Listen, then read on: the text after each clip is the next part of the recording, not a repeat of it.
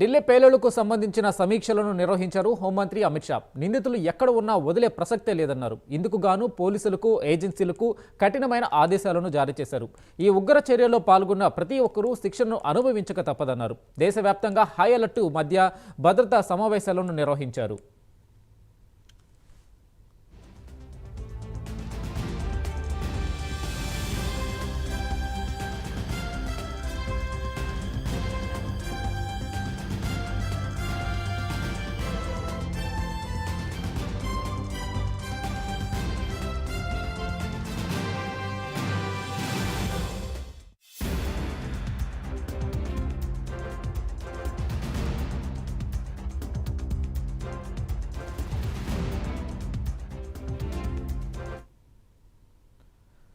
ఉగ్రదాడికి పాల్పడిన వారిని వేటాడాలని ఆదేశాలు జారీ చేశారు అమిత్ షా. మంగళవారం ఢిల్లీతో పాటు దేశంలోని ఇతర ప్రాంతాలలోని భద్రతా పరిస్థితిని రెండుసార్లు సమీక్షించారు.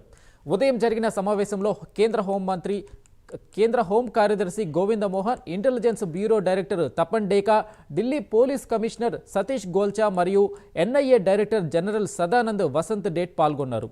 Jammu Kashmir director general of police Nalin Prabhat వర్చువల్గా సమావేశంలో పాల్గొన్నారు.